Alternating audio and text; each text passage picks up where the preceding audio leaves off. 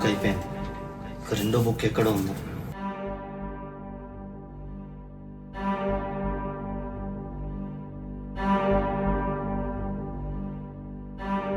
అసలు రెండో బుక్ ఎక్కడ?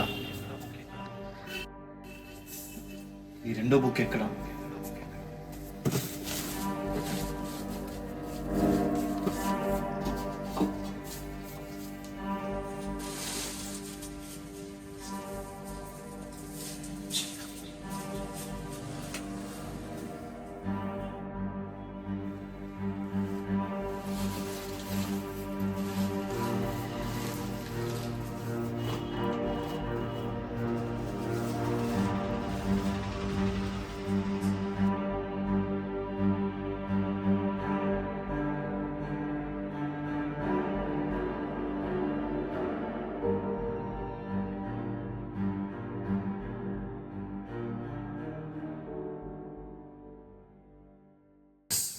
దొరికింది దొరికింది దొరికింది దొరికింది.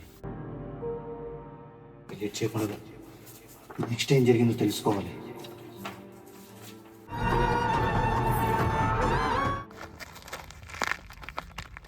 అరే అసలు ఏం జరిగింది ఇక్కడ? ఉన్నట్టుండి అంత నార్మల్గా అయిపోయింది.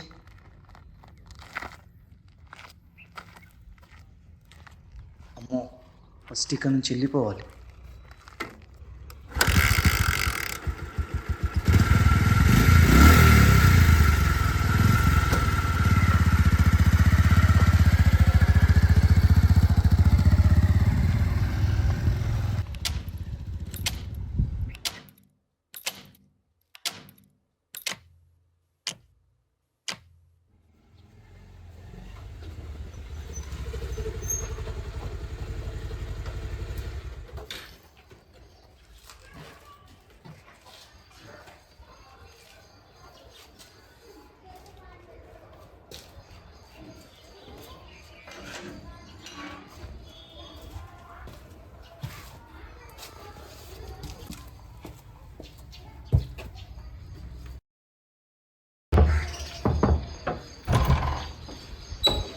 అంకుల్ నమస్తే. అంకుల్ నమస్తే. ఇది నాన్నగారు మీకు ఇమ్మన్నారు.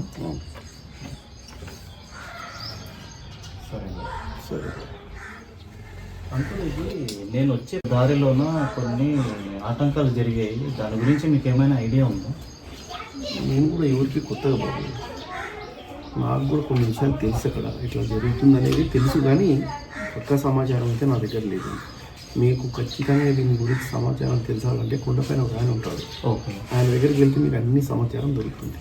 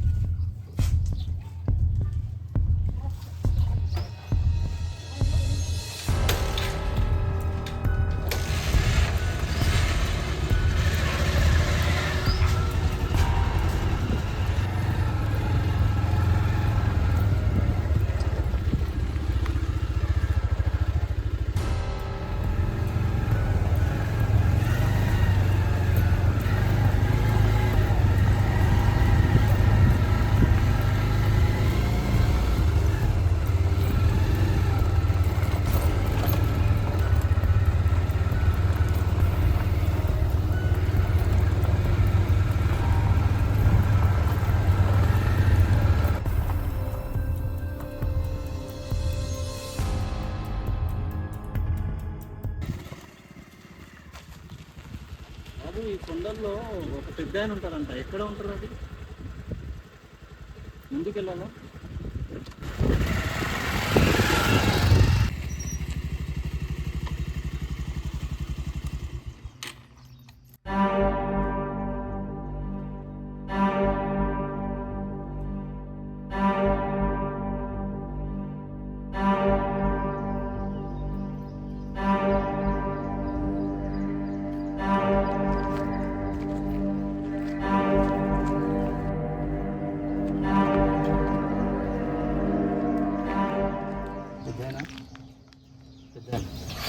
చెప్పు నాయనా. నమస్కారం. నమస్తే. చెప్పండి, ఏంటి విశేషము? పెద్దయినా నేను ఒక దారిలో వెళ్ళకుండా మరొక దారిలో వెళ్ళాను. కూర్చోండి.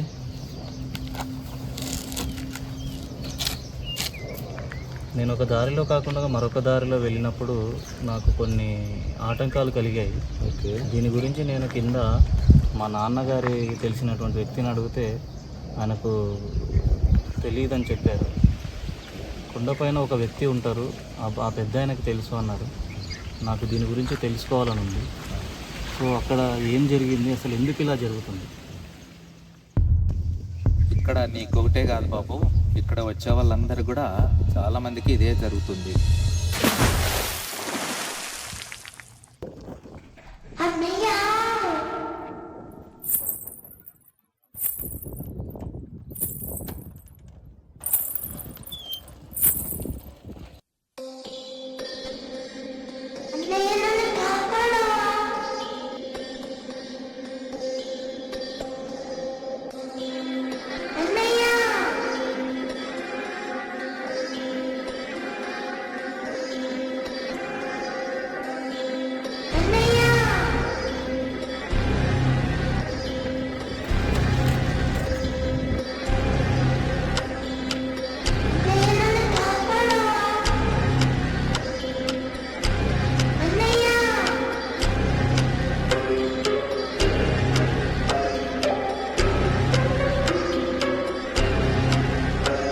అసలు అక్కడ ఏం జరిగింది పెద్ద?